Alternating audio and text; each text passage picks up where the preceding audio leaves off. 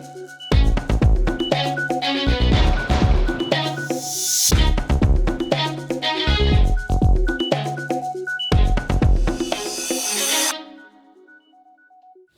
is a very good morning to you. Beautiful Tuesday. Choose to be awesome Tuesday. Lovely that you are joining us right here on Morning Rush. And today we are doing our literature review. And we are discussing a topic that really has gripped many nations, well, worldwide, in fact. But before we get into that, I'm just going to get to a recap of our top stories this morning. Government has identified 19 goods that will be presumed smuggled unless importers produce genuine documentation proving duty payment. And in markets, Zimbabwe and India could unlock new opportunities through partnerships in artificial intelligence. And of course, in our literature review, as I have mentioned, we are looking at The Scourge of Drugs and Substance Abuse, a book written by Joseph Zeye Tamaniwa. And in sport, perennial rivals Zimbabwe and South Africa will once again face off on the big stage, with the two sides being drawn into the same 2025 Africa Cup of Nations. That is a recap of our top stories this morning. Audrey, are you a sports person? Kind of. Okay, what sport do you watch? Football? No. Okay. I like the other sports. I like golf. I like swimming. Yeah, and tennis. Do you watch or you partake? I watch. Okay. We have a watcher of sport, guys. You're just like me. Don't tell anybody. Anyways, good morning. How are you, Audrey? I'm all right. Good to see you. Good to see you too. Now, today we are discussing the scourge in our mindsets, which is substance and drug abuse. This is something that is a terrifying topic, a topic that, I don't know if we are failing to curb it or if it's continuously going on, because I've just read the statistic in this book that 190 million people worldwide are partaking in drugs and substance abuse. Yeah, I mean, look, I've read books which talk about drugs and abuse, etc. But this book specifically written with that subject was actually sobering for me. Yeah. And then I had to actually go and Google what the word scourge means. Right. Remember in primary school we would read and we had that vocabulary where you had to find out what a word what meant. Does it mean? Yeah, so it talks about a whip used as an instrument of punishment, or a person or thing that causes great trouble or suffering. And just to what you said, this is causing so much suffering. So much trouble. Yes. So much trouble. And I understand Joseph is a teacher. He's a teacher. He's also a qualified psychologist with a degree in psychology and HR. He's also works with people with autism. So he's very well versed with this subject, and you can actually tell the passion even in his writing. Yeah, I have been reading through some of the topics that he's touching on, and one thing that I really kind of jumped on was in chapter 7, why youths abuse drug and substances. And another statistic is that from 15 to 19, those are the highest alcohol abusers in this country. This is what the WHO have given us statistics of. That's 15 years old to 19 years old. They are the ones that are drinking the most. That is just horrific, terrifying. And when we look at this 7th chapter, why are they doing it? And the first part, he says, the need to fit in. Exactly. Peer pressure is so real. And also what I found sobering was, I've always thought this was more prevalent with the boys. Right. But in this book, he talks about how a lot of issues are actually affecting girls as well. Yeah. And issues like just puberty. Girls mature faster than boys. Yeah. So they're dealing with their bodies, acne, their bodies changing. Things like that can actually drive them To take substances. as a coping mechanism. Yeah, because that's also another thing, to feel good. Yes. To feel good about yourself. Look, if you've got acne and your face is covered and, they just want to run to feeling good. Yes, and then also, the need to fit in these parties, the world of social media, there's just so much pressures on these children. Yeah. And then the other thing that we always talk about, Marisa, is also the world is changing. So parents are also busy trying to hustle and whatnot. And then the kids are more left to fend for themselves. Yes. And then I was discussing with the workmate at the time, and they were saying parents always look out for those, extroverted kids, the ones who like partying and whatnot. But what they actually forget is you've got the typical teens going to church, very quiet, good grades, but they're also abusing drugs. Yeah. And they're quietly doing it in the house. Yeah. Quietly. And you know, sometimes when we term drugs, what are we talking about when we say drugs? Because people just go straight to crystal meth and things like whatnot. that. So he also has a chapter where he talks about these substances. We've got prescription drugs, which are now being abused rather, that's the word. So someone, he's got a chapter where he's got testimonies of 2 people who actually went through it. One of the people was actually a professional in the medical field. She had an accident and then she was taking pethidine. I don't know if as a pain relief. Yes, but then she got addicted to it because even when the pain stopped, in her mind she would always just long for that feeling, that peace, that calm, which came from taking that drug. So you've got that, you've got your cough medications, things like that. Then you've got alcohol, and I think alcohol for most people is fashionable to actually actually have a drink. Yes, a glass of wine, a glass of, you know, the tots, the beers. It's fashionable. And with alcohol, I mean, you hear people saying you're what is it, a functioning alcoholic, and they actually feel bitter saying that, like, oh, I still function. But yeah, I'll have like a drink and, you know, kind of go to bed drunk. And then I'll wake up in the morning and I'll go to work and I'll carry on with my day. Functioning alcoholics is what we probably are surrounded by, because obviously economic pressures, you know, the traumas and things like that people experience. And another, I'll just list out the ones that Joseph highlights here: is marijuana, mbanje, alcohol, crystal meth, cigarette smoking is also a drug, cocaine, heroin, ecstasy.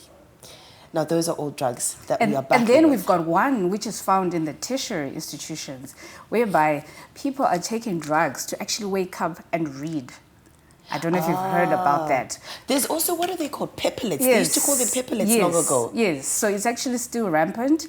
And, you know, it's ironic that they're taking this to actually wake up and study, but then they become addicted and hooked. And now they've got psychological issues and pressures, which then lead them to even taking more substances, you know, to curb this. Oh my goodness, it's really gripping. I was reading a story in this book where he's talking about, there was a young man who ripped his intestines open because he thought a cat was living inside him. Yes, because with the abuse there comes a high level of paranoia, you know, psychosis, you know, people seeing things, you know. I've heard even like in the ghetto, you hear people joking about this, that someone will cook a whole pot of sadza because they've taken banje and they're so hungry.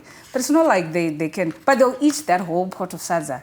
And, you know, and it's not even normal, but it's actually happening. It's actually something that actually really happens. Yes. And some of the stories, what other stories are we hearing? Murder, like violence. He talks about how 2 parents tied their child up to a tree because of violent tendencies, like he would be violent and want to kill everybody. So it's sad, Marisa, even that picture, I looked at it. These are your parents. They don't even want to do this. But then this child is turned violent. Yeah. And even on the radio the other day, I was listening to the girls talking about how a mother is saying she doesn't know what to do anymore, and she's traumatized by her own child who's put his hands on her throat, asking for money to go and buy drugs. You know, I watched a movie the one time and I couldn't believe it, whereby a man actually gave away his wife to a drug lord to actually just get a fix. So I thought this was just too much. But now this is also here in Zimbabwe. It's also happening. A lot is happening in the world. As we did read, 190 million people are affected. But obviously in sub-Saharan Africa is the most where it's happening. Some of these causes why this is happening, what could they be? So it's just the psychological pressures that we spoke about. And they start very small, but it goes a long way. You've got even relationships, you know, romantic relationships even, because in one of the testimonies is a guy who impregnated a young woman, then they stayed together, but she had a miscarriage. And then they both couldn't deal with that miscarriage, and then there's the society which will judge, and the young man turned to alcohol just to ease that pain. And ultimately the relationship broke up. And you find even the effects of this, there's also a lot of financial issues, marital issues, children are neglected. Yeah. And I know people joke about this, like you hear the joke that ango gocha mari pa bryce stand, you know. A father will take the child's school fees and go to the bar and drink that money. Drink that money. Yeah, because exactly. I don't know whatever that is driving them to do it, but these issues are actually real and people need help. Yeah, and look, this is a self-help book as well that Joseph says, and I like that, you know, he's highlighting all of these issues, but in the 11th chapter he says available support services and the way forward. There is always a way out, there's always a way forward. And what are some of the things that he highlights of the way forward? So there's family is a way which can also help. Then there are rehabilitation centers. And I'm proud to say that I've seen a lot of these sprouting in all the provinces in the country. We now have this. Mental health institutions, mental health talk. People are now talking about it. It's no longer embarrassing to talk about mental health. Then there's also the church, which is very pivotal in helping this because there's spiritual healing, community support, counseling services, and then youth centers. These are centers where the youth can actually go and do other things. You know how they say sport or reading books or something. You know how they say an idle mind is the devil's playground. Because I think when you're just sitting by yourself, even a small little problem, you can just magnify it into a big problem. Yeah, and I like he's also talking about education, campaigns, workshops, and also parental involvement. I think that's probably the biggest key for the support of parents. I know that I'm always talking, look, I have a 20-year-old child, and I'm always talking to him about drugs and substance, because that's the age where, you know, he's off on his own now, he can meet people. So it's always kind of encouraging them to meet the right people, discern whether this is the right person or it's not the right person, and it's your life at the end of the day. You have to take responsibility. So I like that aspect of parental involvement in curbing the Can I just read the quote from this book? He says, drug and substance abuse has killed more people than those killed in the 2 world wars and HIV and AIDS combined. That is sobering. Yeah, that is actually really sobering. More than HIV and world wars. Yes. Right, guys, this is really an issue that we really do need to, you know, kind of step up, put our foot forward. Don't be afraid to talk about it. Don't be afraid. Even, you know, like I was speaking to a parent, like, oh no, my daughter smokes weed. I'm okay with that. And then I was just like, oh, you're okay with it? Like, yeah, if I'm not okay with it, they're going to do it anyways. And I'm thinking, okay, even if you are aware that they're doing it, talk them out of it. Give them the implications, the things that she will encounter. It's a girl that she will encounter in her life. You know what I mean? So at the end of the day, guys, this is very sobering, as Audrey has said, that more than HIV and more than world wars, people are succumbing to drugs and substance abuse. Now, Audrey, where do we get the self-help book? So this book, for now, you can find it direct from the author. He's available on social media, LinkedIn, Facebook, and it's going for $10. Chete Chete, that's Joseph Zeya Tamaniwa. Joseph Zeye. Zeye, sorry. Joseph Zeye Tamaniwa, and that's all across social media platforms. Correct. Okay, and $10 Chete Chete. All right, so it's not online, it's not not yet, because it was recently released. Okay. Yes, and he's from Mutari as well. I know he's worked in Mutari. Okay. Yes. Okay. Perfect, guys. The scourge in our minds, in our midst. Substance and Drug Abuse by Joseph Zeye Tamaniwa. You can get in touch with him. Does he have a phone number? Or yes, he does. Maybe let's get the phone number out. Let me just read it out quickly. Time issues. So his number is Joseph Zeye Tamaniwa. You can get him on 0713 762 284. That's good.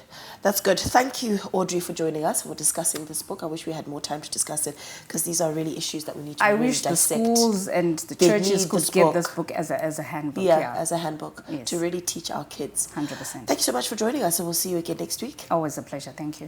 And thank you, our audience, for watching and, you know, kind of playing your part as well as our viewers, parents, sisters, brothers, uncles, in helping fight the scourge of drug and substance abuse. Don't go away. We will be right back.